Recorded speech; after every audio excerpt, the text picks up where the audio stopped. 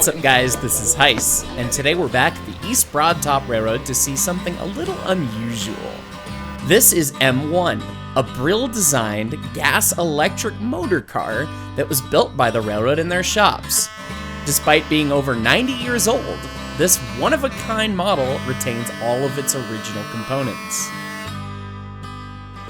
A machine this old needs a caretaker, and that responsibility belongs to Courtney Brown.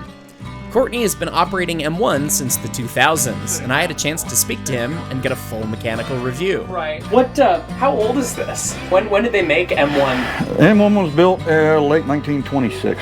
They built it they started having road competition. Okay. Roads started being improved. They wanted to keep their mail contract. Okay. So they had this thing built as a cheaper alternative to run a steam locomotive. So it's just like the geese from back home for me. It's essentially a scaled down Brill Model 250. The Broad Top would run it as a one motorman crew, or did they typically have two? I think two guys, an engine and conductor. They might have had a brakeman on board. Okay. And so would they regularly pull a couple more cars with this, or is it just primarily operating as a single car? They had a retrofitted one of their coaches with roller bearings to pull behind this thing when they needed to, but okay. A lot of times it was just single car. Okay. Gas engine, which I was honestly expecting it to be a diesel at this size, but tell me about the engine. Westinghouse designed engine as far as we know. Okay. Brill got to put their name on it for licensing purposes, I guess. But okay. from everything I can gather, it's a Brill engine. And it's a big honkin' straight six? Big 1980 cubic inch straight six cylinder. Oh my goodness. 7¼ inch bore. So. Yeah, that's pretty. Coffee can size. Yeah, that's serious. That's getting towards diesel locomotive size power assemblies. Yeah. That's cool. So we got carbureted and fuel intake going on this side. Yep. Okay. Exhaust manifolds on the other side. Okay. So it's cross flow heads. Okay. 4 valve per cylinder, 2 spark plugs per cylinder. 2 spark plugs. Okay, I saw you had a bunch of extra plugs on the other side, and it was like, well, how many plugs is? Okay, 2 each. Anything about horsepower or torque? 250 horsepower. Torque's up over the 1,000 range somewhere. Lots of torque. Okay. Good heavens, and you can really feel the heat off of it. So, what's it like to operate? Being in the seat next to, your own heater, I'm sure it's awful in the summer. It's not bad because you have a radiator fan directly across from you. Oh, really? And it pulls air right across out of.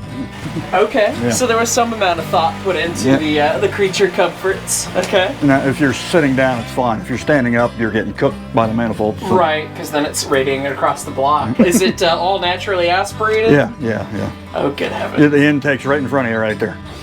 Oh, literally right there. Okay. Oh, wow. Okay. This engine is then running a generator, or? Yeah, Westinghouse traction generator. Okay, so we're talking about something that's kind of similar in flavor to a diesel locomotive, but it's smaller in format and gas engine. So presumably that's the generator back there? That's the generator back there, yep. Oh, and then it's got traction motors on each axle, or just a couple? It's 4 traction motors. 4 traction One on motors. each axle. What a unique, cool freaking thing. So then we've got some sort of big contactors, or what's going on over there? Carbon pile voltage regulators. Oh, wow. Okay. And from what I've been told, they're probably some of the last ones in existence. They're still operational in this kind of setting. So. No kidding. And then as far as operating controls, you've got a reverser, kind of a throttle, and then a combined brake? Yep, plug reverser. There's no handle, you just insert a plug.